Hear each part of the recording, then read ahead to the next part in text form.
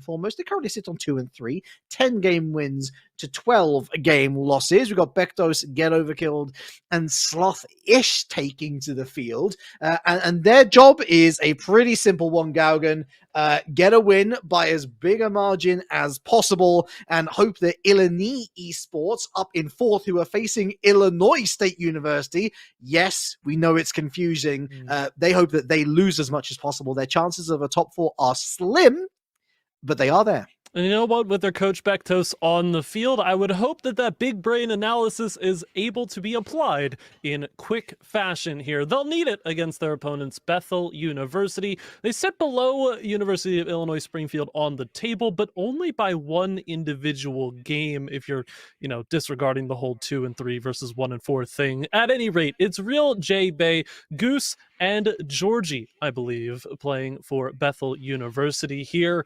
Again, it's just sort of that momentum win that you kind of want to take. The records don't indicate the full story here. If Bethel get this win, then every bit of that script flips, and all of a sudden Bethel are the ones trying to sneak back into the top 4 at the end of the regular season. Yeah, so, unfortunately for Bethel, it's a little bit of a stretch too far, given that their maximum output now is 2 and 4. As I say, it's proper confusing. We do apologize, folks. But long story short, Bethel University currently sits 7th under St. Ambrose Blue, who won against Michigan. Great save, by the way. They win 3-0. They should, emphasis on should, if my maths is correct, make it up to 5th. That's a great way to start from a brilliant save, Gaogaen, into an opening goal. That's Georgie to start off. Pass from Goosey as well. Worth calling out that third player on Bethel. Not Real J Bay just yet, but Napier Legacy going to be making an appearance. And we've got Lightning McQueen as well. My goodness, Becky rocking that one early on. Dominus from Slothish looking for a double to try and respond here for the University of Illinois Springfield. You know me, Reliq. Now I have to point out the various Springfields that exist here in the States. Illinois Springfield is probably the most well-known, I'd argue, and they want to make that name known as loud and proud as they can, equally very early on here. Get over it, says Get Over. And indeed, he did go over the top of the final defender. U of I Springfield tie things up 1-1. What a very energy drink looking Merc, by the way. I don't think I've ever seen that decal on a car before. What I have seen is Get Over scoring, and Napier Legacy, who was the unlucky last soldier on the line, makes a save this time around. Get Over with a demo on Goosey. That's going in. Ka-chow! Said it for me! Just had to let it go. I would have done the same thing. And of course, Becky has Life is a Highway equipped. We're going to move right past that, though, for fear of copyright infringement policies. Plenty of interesting car design choices here, though. And I think for Springfield right now, again, there's only so much we can read into the first minute of play, rather. But U of I Springfield, it's a solid start for them. I think I like their lockdown game a little bit better. You can see Bethel going for a bit more counters. It's not quite with the pace they need, and that pretty much is where it all falls apart. If you don't have that second and third touch on offense, well, U of I can just walk right on back. This is the most Gen Z lobby I think I've ever seen in my life. Lightning McQueen, the Fortnite car, a Merc. What is next? What is next is what I ask. Also, low-key, I've heard murmurings that Lightning McQueen is genuinely, potentially a meta breaker. I don't know if that's the future I want to live in. I'm interested, because usually people clown on the Dominus hitbox, but I know that it was moved forward just to, have this car feel a bit better, as if you needed to feel any better while playing as Lightning McQueen. I think that's an instant buff to any level of confidence that you bring into the game. But again, whatever floats your boat or drives your Piston Cup winning car, I suppose, then fine by me. Well, we're going to need no Meta D on this occasion. We can serve ourselves. Oh, that was a good one, wasn't it? That's not a good one, no. That's not a good one at all. Slothish into the challenge. Converts the OG 2-2. It's Slothish with a salacious... Sorry, that was an incredible stretch. That's a stretch. But listen, I had to go for it, Life I is appreciate the indeed a ambition. highway, and Oh, I my want to go down as fast as possible. Whether or not that delivers me to making good jokes, I guess we'll just have to wait and see. It'll take me a little while to get there as long as I don't run out of gas, but I don't know. We got some time. We got some time to really settle into it. Listen, we ain't no train. We're 0 to 60 in no time flat, and we're already at half-time. Incredible to think that 4 goals have already been scored. No closer to finding a winner, but we're getting close to 1! Oh, a bit more time, a little more composure, and perhaps, like a prime fisherman, Jurgi could have fished this one out the net, but because they were hasty, the clearance into the post, it goes back in, and U of I Springfield have quickly wrestled back the lead. Just as quickly as we had counted to 4, we had to prove that we can count more. 5 goals in half of the time of game number 1. Could it be 6? Georgie once more locked aside on the initial challenge. Again, I want to see a little bit more from Bethel on that second and third try. They haven't really been too hard-pressed to force that out just yet, play all of their cards. It's almost as if both teams are sandbagging just a little bit on both ends of the field. Has to be said that Bethel University, they haven't actually had a legitimate series win for the entire season. That's right, their one series win was featured in a forfeit by the University of Michigan, the only team that sits below them now. This, perhaps one of their best showings of the season, perhaps a little too late to make an impact on the top 4, but it's a third from Napier Legacy, who keeps his and his teams alive in game number 1. And it's a good look for Bethel to equalize, yes, but again, on the other side, defensively is where we're seeing these teams not quite warm up into it right now. The triangular positioning was solid from U of I, but they left the largest gap right across their goal line with 2 defenders wide and far away from the play. Not a recipe for success, especially when both of these teams are reading those midfield touches well enough to get a shot quickly on target, forcing some more awkward plays here out of U of I. Up in the sky went Napier, but unable to get the shot off. Georgie turns around, time ticks down. Bethel getting a little stronger as we go, but is it decisive yet? Goosey latch onto this, but not before Sloshes gets there first. Demoed for their interaction with the ball. That was too close for comfort. Another demo. Bethel University getting torn apart at the seams, but that is so crucial. Goosey, nothing about this is anything other than brilliant. High press from U of I Springfield, punished severely. Less than a minute for Bethel to get that first point on the board. And they've got every right to make the high press happen. You've got Get Over and Slothish, both of the midfield line. Becky's even farther forward, 2 misses. That's all it takes. Any team can score in those circumstances, and Bethel certainly won't miss. Napier with a nice save here to keep the push going back the other side. Got 1 goal. All they need is some security, some lockdown, but here's a 3-on-1. What does Goosey do here? Ball gets taken up high, however, and it's not quite the decision that U of I had to bear with there. Goosey will miss. Georgie misses as well. 2 gone, 2-on-1. It has to be here, but a big save from Napier keeps them up by 1. And now it's 2v1. Napier goes for the turnaround bump. Georgie slows it down a little bit too much. That's a shot, rattles the crossbar. Napier Legacy, there's another shot. There's 2 in net. Saved away by Slothish. Get Over's got to get this down to the other side of the field. Does so. Becky in field. Oh, and it's a buzzer beater. Would you believe it? This is insane. An absolute banger of a game 1, and it's put with a huge punctuation mark to the regulation time. We still get more Rocket League overtime, and it feels like anyone's game. For all the work that Bethel had done, all it takes is 1 chance, and we get to see a 9th goal and the decider here just at the beginning of the series. So close, and yet so far, Bethel University, this would be huge. Through the corner, no second touch, but there's the shot, and Becky makes the save. Now to get back on track for Lightning McQueen, but all too soon, they're back in the defense. Napier Legacy through the corner. Here's the third player. Little bit too late, little bit dollar short there. Slothish again running into traffic. Backboard Becky, no clear connection. They are backed against their own line, and that is the result. The pressure unrelenting from Bethel University. 9-goal thriller ends in a victory for them.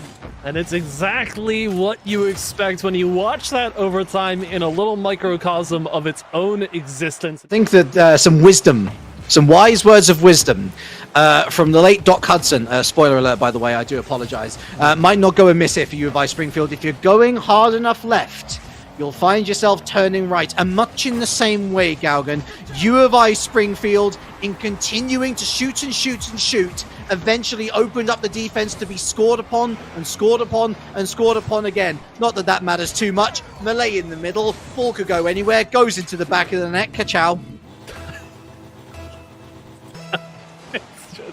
Sorry, you make a fantastic point, but the ka-chow is just a mental reset that just stunned me for like a solid 2 seconds, so I have to come back into it. It makes sense, right? And if you translate it to Rocket League and give it an offensive spin, if you shoot the ball hard enough, you're gonna end up making the defense confused. I get that that's a more positive outcome than the one Doc Hudson was trying to steer Lightning McQueen away, but before we get too deep into the Cars anthology, lore, philosophy, everything that they follow in that series, Goosey's gonna score a goal. Again, I think this is a Joker collaboration as well, so it just kind of it adds to the chaos in the best possible way. But we're tied again within the first 45 seconds. Deja vu, anybody?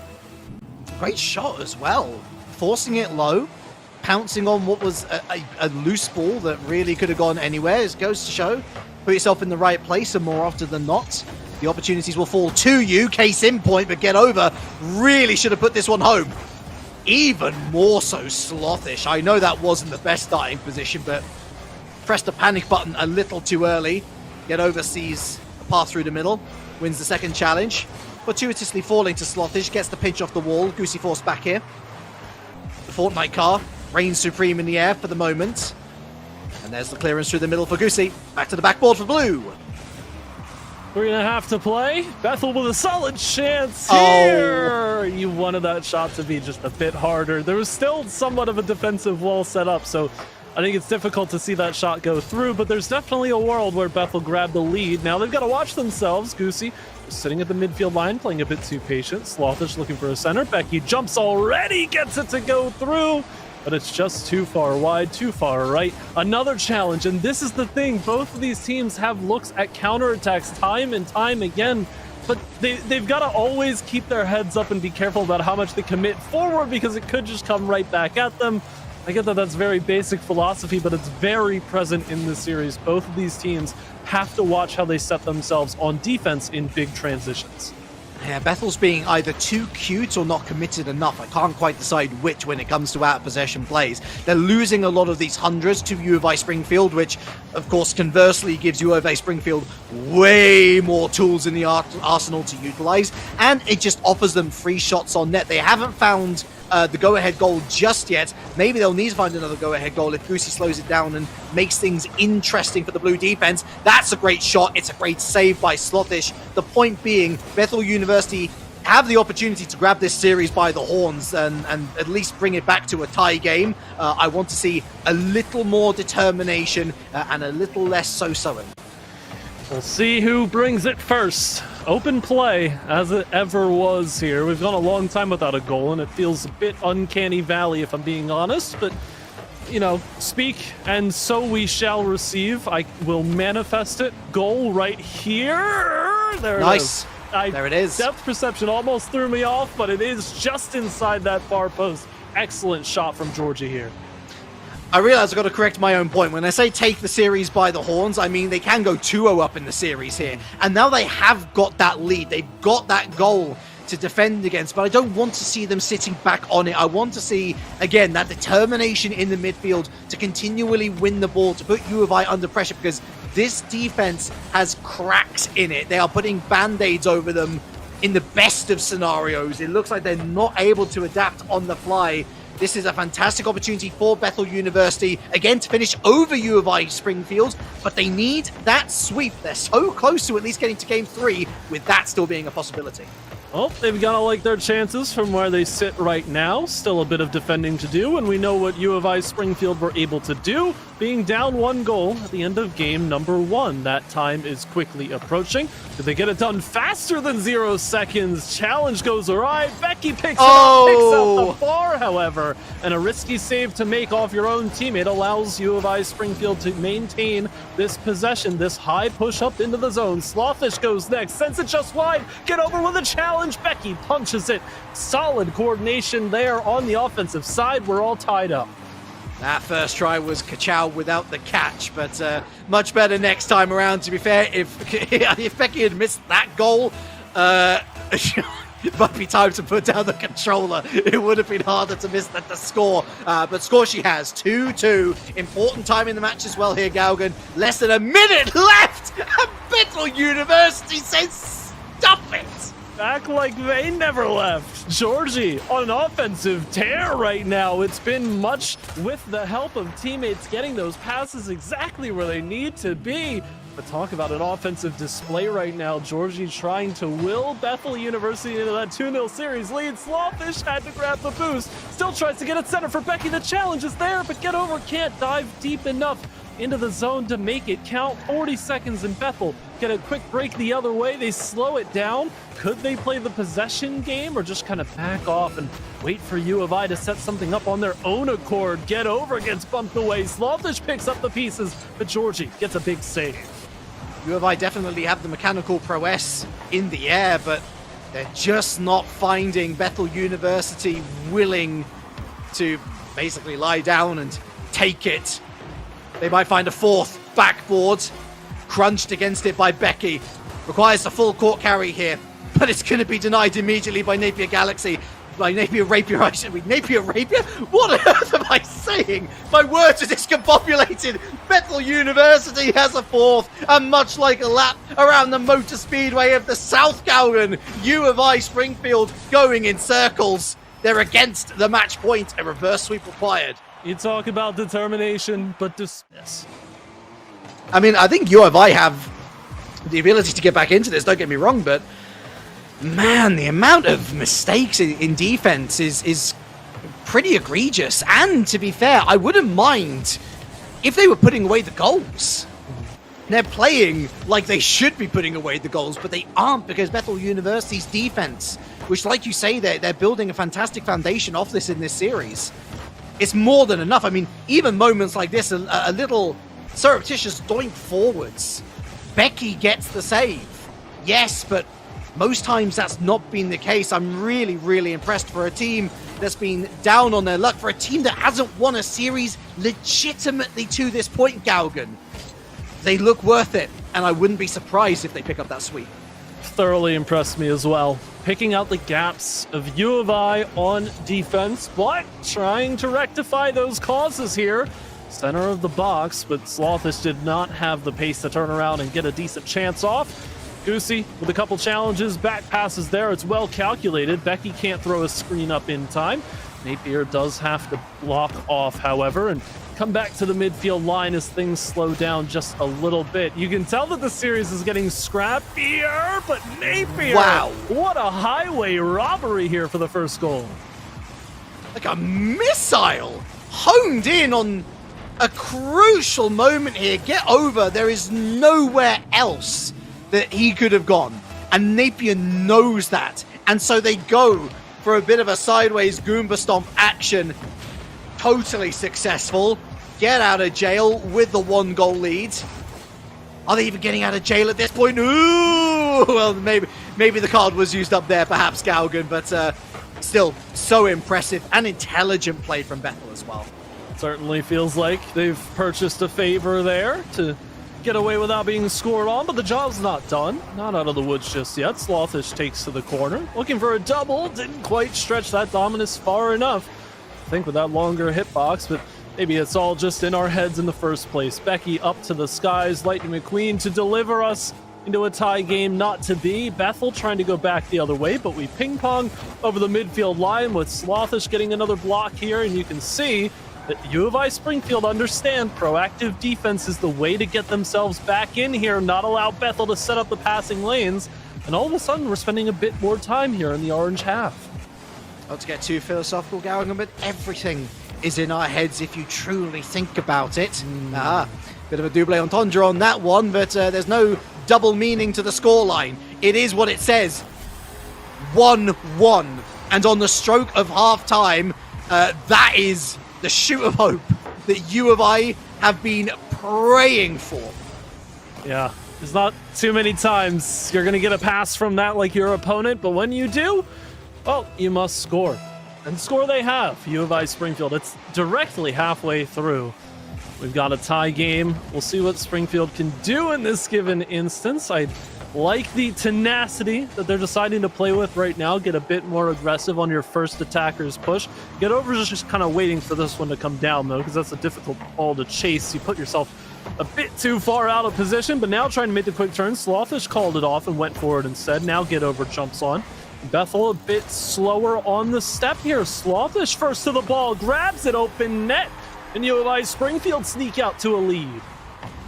I don't really know what's happened to the Bethel University, or perhaps should we be praising U of I Springfield for their industry in the midfield?